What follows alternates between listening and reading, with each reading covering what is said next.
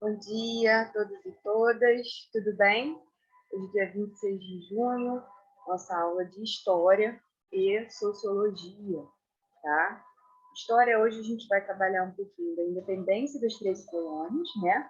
A formação dos Estados Unidos, independência em relação à Inglaterra, mas também a Guerra de Secessão, né?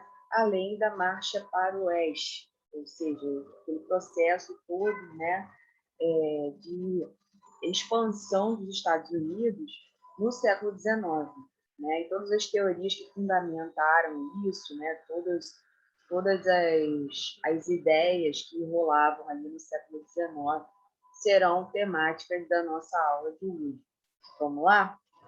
Bom, deixa eu começar projetando aqui para vocês o nosso PowerPoint, né? E vamos começar com história. A gente hoje, né, vai falar um pouquinho sobre esse período que ficou conhecido como Marcha para o Oeste.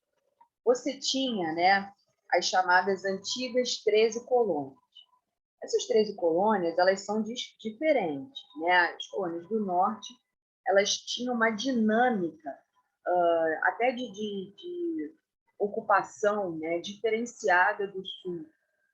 As colônias do norte foram colônias onde você via que muitos camponeses, né, na verdade ex-camponeses, expropriados aí de suas terras lá na Inglaterra, ocuparam essa região norte.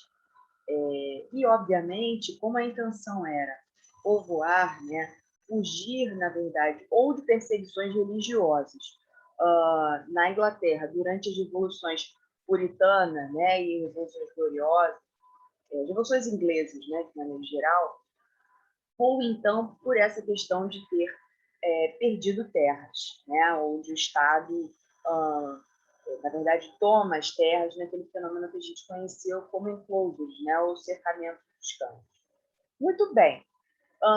O Sul, enquanto isso, né, ostentava aí um outro tipo de colonização, uma colonização mais exploratória, né, uma colonização, inclusive, nos Estados Unidos, utilizou mão de obra escravizada africana, né? Diferente, então, desses estados do norte, ou melhor, dessas colônias do norte, né, até então, que eram colônias de povoamento, né? Colônias onde você via as pessoas plantando, né, e produzindo para a sua subsistência, certo? E onde poderiam ter, gozar de mais liberdade do que na metrópole, né? Então, assim, a maneira como a Inglaterra, né, a metrópole, olha para o norte, olha para o sul, também é diferente, né? Nós chamamos de negligência salutar o olhar que o norte, né, que a Inglaterra tem sobre o norte. Os impostos são mais brandos, né? A cobrança, a fiscalização do norte, né? Mesmo enquanto colônia da Inglaterra, é uma fiscalização mais leve, né? Onde eles têm uma liberdade maior do que no sul, né? E aí, o que a gente verifica aí? Mais ou menos da década de 40, né, do século XIX, então 1840, mais ou menos, você começa a ver um processo de interiorização do território. Mas não somente essa interiorização do território, né, que é, na verdade, o que a gente chama de Far West, né, que deu lugar, inclusive, àquele gênero de filme, né, que é o faroeste, né? Faroeste, na verdade, vem desse termo, né? Longe, o oeste tão longe, né? Que, na verdade, tinha a ver com esse processo de expansão de terras que você verifica aqui nesse mapa, né? Então, não somente territórios para o oeste, mas territórios para o sul, né? E para isso existiram algumas questões aí para anexar esses outros territórios. Por exemplo, questões relacionadas com uma revolução com o México, né? com compras, negociações com a Espanha nesse território aqui da Flórida, né?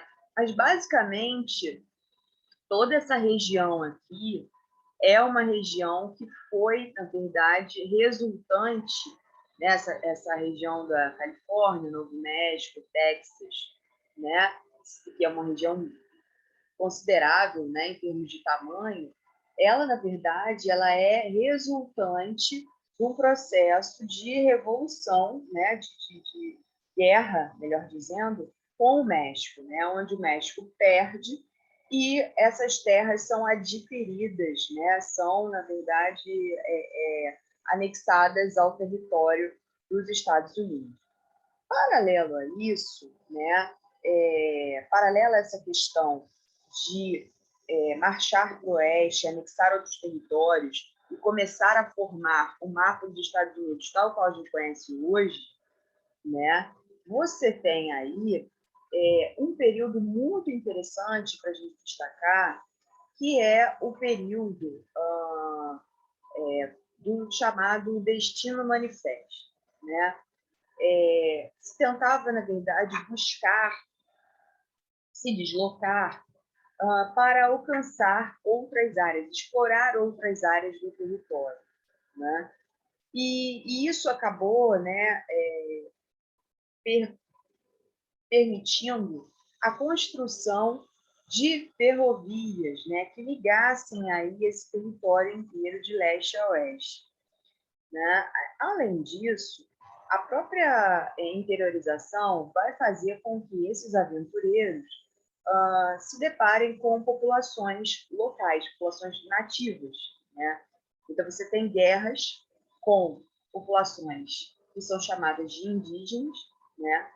E essas populações são dizimadas, né? Então, isso é uma questão realmente muito complicada, né? A maior vítima, né, dessas marchas são as populações indígenas, né? Eram populações que já habitavam ali, né?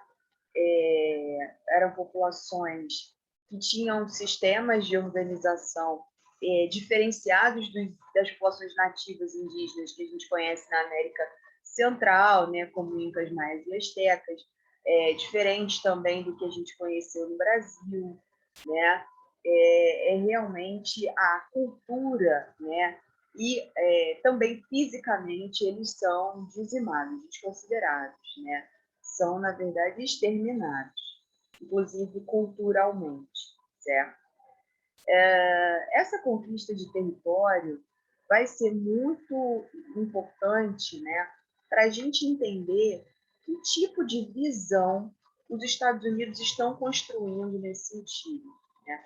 De que tem uma predestinação, né? Isso é um discurso muito presente entre os puritanos, tem uma predestinação para salvar o mundo, né? Isso é aqui bem representado nessa imagem, né? Nesse quadro, onde você verifica a população trabalhadora, né? O norte com essa visão, né? A visão de um país, né, que está sendo construído em cima de muito trabalho, né, em cima de lidar com a terra e tal, as terras mais longínquas, né, são terras a desbravar, né, são terras que representam o desconhecido, porém a missão, né, ela vem com a Bíblia na mão, né, a missão dela é salvar esse mundo. E, na verdade, é algo ainda muito presente no imaginário, no discurso dos Estados Unidos, né? A América para os americanos, deixa comigo que eu salvo vocês, né? E isso, na verdade, vem justificar o próprio imperialismo dos Estados Unidos no século XIX, né? Então, eu acho que são questões aí para a gente destacar. Beleza? Bom, vamos lá. Entre 1861 e 1865, norte e sul, vocês vão ver que vão querer se separar, né? Alguns estados do norte, perdão, e alguns estados do sul vão querer se separar.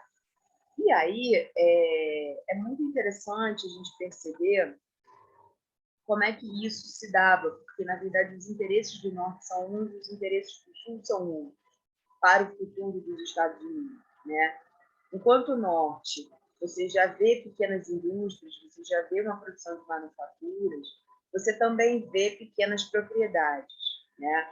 Então, como eu falei, era comum eles estarem produzindo para sua própria subsistência, né? E usando aí predominantemente um trabalho livre e assalariado. Então, eles se entendem mais desenvolvidos do que o Sul, né? E batem no Sul num discurso nesse sentido. Vocês são atrasados, vocês trabalham para o mercado externo, vocês querem, na verdade, vender, mas não desenvolvem a área de vocês, né? Culturalmente também existem essas divergências, né?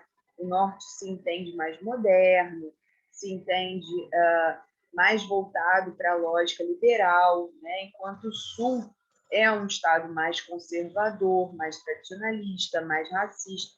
Um estado não, uma região, né? Onde você tem vários estados. E aí eu coloquei que fiz um quadro comparativo, né, para a gente perceber que o Sul ainda vivenciava um sistema de plantation. Vamos lembrar que o sistema de plantation é aquele sistema do tripé, né? Mão de obra escravizada, latifúndio, né? E que são grandes propriedades de terra, e produção monocultora para exportação, né?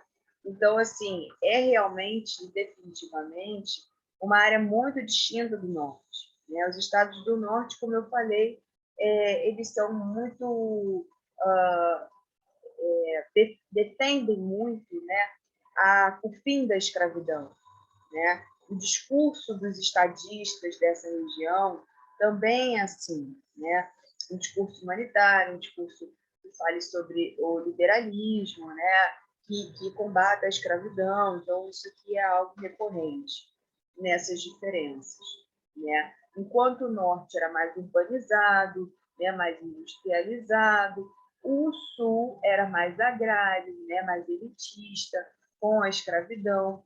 E o que você vê no final, né, da Guerra de Secessão é, na verdade, até o fim da escravidão dos Estados Unidos.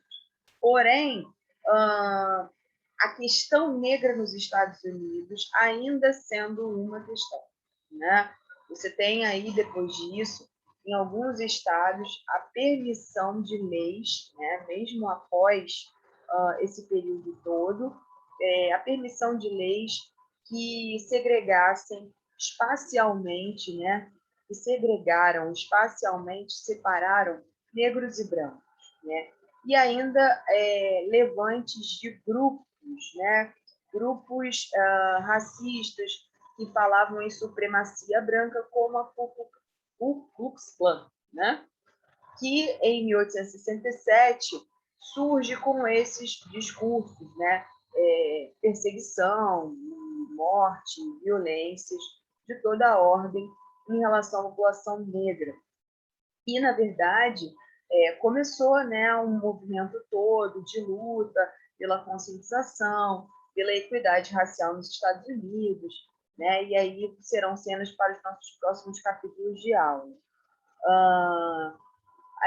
O processo, né, anterior a isso daí, né, o processo de independência dos Estados Unidos, nós estudamos, ele ocorre lá em 1776, né? Então, ali ficaram definidos um sistema federalista, né?